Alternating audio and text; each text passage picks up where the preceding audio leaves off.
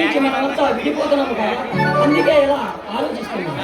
అవును పవన్, ఇన్ని రోజులుగా చాలా సరదాగా చదువుకున్నాం, అందరం కలిసిమెలిసి ఉన్నాం, ఎన్నో ఆటలు పాడుకున్నాం, ఎన్నో పాటలు పాడుకున్నాం, చక్కగా ఎంజాయ్ కూడా చేస్తాం. కానీ అందరం ఈరోజు విడిపోతున్నాం. ఎందరో ప్రయోజకుల్ని తీర్చిదిద్దిన ఈ దేవాలయాన్ని విడిచిపెట్టి వెళ్ళాలంటే నాకు కొంచెం కష్టంగా ఉంది. మనం చదువుకున్న చదువుకి న్యాయం చేసి మన తల్లిదండ్రులను సుఖపెట్టడమే మన ముందున్న కర్తవ్యం.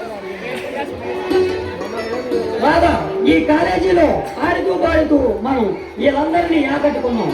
ఇప్పుడు వీళ్ళందరినీ వదిలిపెట్టి వెళ్ళాలంటే నాకు వదలలేకపోతున్నాను. అవును అవును, నిజమే. రాదా, మనకి 3 సంవత్సరాలు ముచ్చటగా గడిచిపోయి అన్నట్టు నేను నిన్ను ఒకటి అడగాలనుకున్నాను. అడిగితే ఏమీ అనుకోవుగా?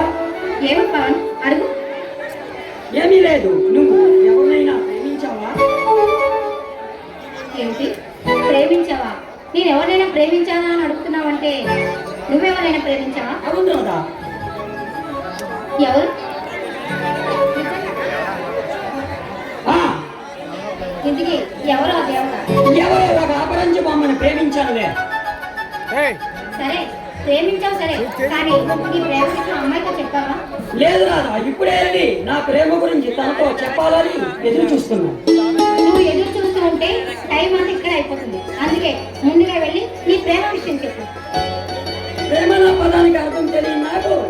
తన మొదటి చూపులోనే ప్రేమించేలా చేసింది నా ప్రేమ దేవత. అదే అంటున్నాను, నీ ప్రేమ విషయం ముందు అమ్మాయికి చెప్పు. రాదా, అవును రాదా, ఇప్పుడే వెళ్ళి నా ప్రేమ గురించి తనతో చెప్పి నా గుండెల్లో భారాన్ని తీర్చుకోవాలని ఎదురు చూస్తున్నాను. చూడు పవన్, కాలం మారిపోయింది.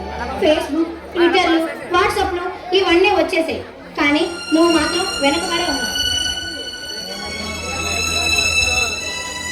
ప్రేమ నా పదానికి అర్థం తెలియజేసిన నా స్వప్న సుందరి నన్ను ప్రేమిస్తాదా అని చిన్న అనుమానంగా ఉంది రాదా. లేదు, నీ మంచి మనసుకి ఎలాగైనా సరే ఆ అమ్మాయి ఒప్పుకొని తీరుతుంది.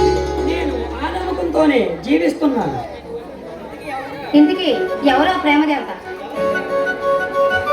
ఎవరంటే ఏమని చెప్పను. నా మనసు దోసిన మల్లె మొగ్గ, తన కన్నులు కాంతిల పుష్పంతో, తన కాళ్ళ అడుగు చెప్పులతో ఈ కాలం గడిపేస్తాను.